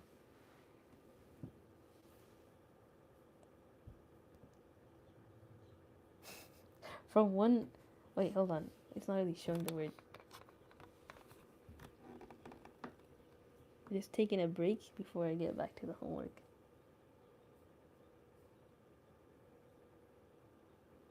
What could that be? E is probably here or here. So if it were here, deity? Oh, deity. Dang. Okay. Let's go back to the thing. Domain G is the largest open set in which F is analytic. So it has to be like a log, let's see, log of 2i centered at 2. Never mind, it's a disk. There's a 2i, but it's not a center. Centered at 0. Why is it not centered at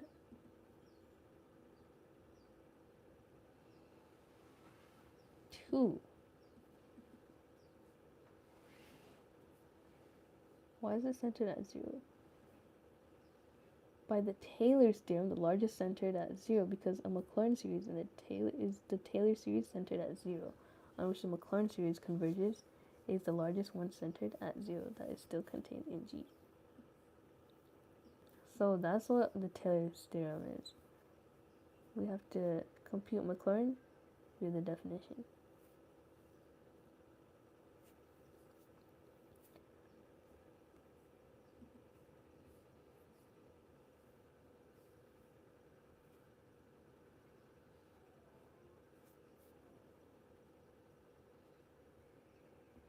Anywhere that Z is not equal to 2i. So it has to be a disk, right? It's not supposed to reach 2i, but like a little bit under, so that boundary is just dotted. Good morning. Yo, Kayla, welcome back to the stream. How's it going? Do you know any nasheeds? I like the classic Allah Allah. You know? I don't know if you, I'm not gonna sing it, but it's like one of the top ones that come up when open YouTube. This one. Can y'all see that? It's by Yusuf and Ayub, Ali Dawood, Ahmad Bukhari, and more. I'll just play it a little bit. Hopefully that doesn't show my reflection.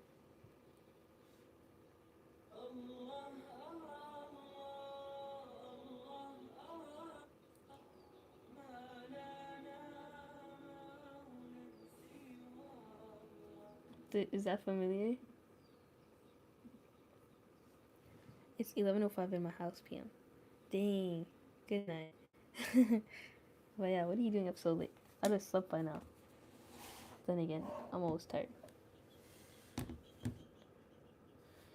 So, yeah, we want to draw the image of where it's analytic, and this is 2i. It's not going to reach 2i, but it has to be centered at 0. So it's a disk with the radius almost 2i, centered at 0. I think 2i is that. or not 2i, but like its radius. My bad, I forgot. So if the radius is 2, center at 0. What time is it for you, Drea? It's 1:06 p.m. and my phone is at 4%. So this is centered at 0 because of the Taylor serum.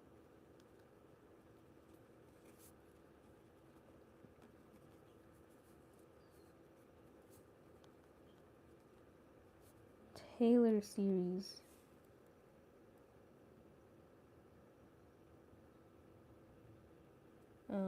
Actually no, Taylor theorem.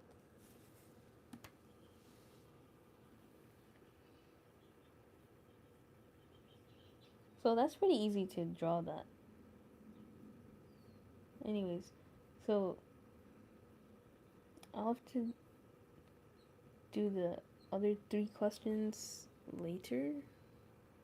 Tofu is here. Oh my gosh, whoa. Tofu wa alaikum assalam wa rahmatullahi. You should listen to Maher Zain. Oh yeah, I do. Maher Zain is pretty good. He's like the OG Nasheed. But I guess it's too much of my childhood, bro. we over listened to all his nasheeds. But his voice is nostalgic, I guess. It's 1 p.m. there? Yeah, it is. Nice to see you back, bro. Yeah. Are you okay, Tofu? I was about to close the stream and start later in a bit. Which Taylor is this? Taylor isn't Taylor Swift. I wish. It'd probably be easier, but yeah. It's probably every mathematician's favorite singer because of the Taylor theorem. Alright, hope you guys are good. I'll be back soon though, inshallah. I'll go pray real quick, take a break, drink some water. Yeah. And then I'll start streaming again soon, inshallah. Bye.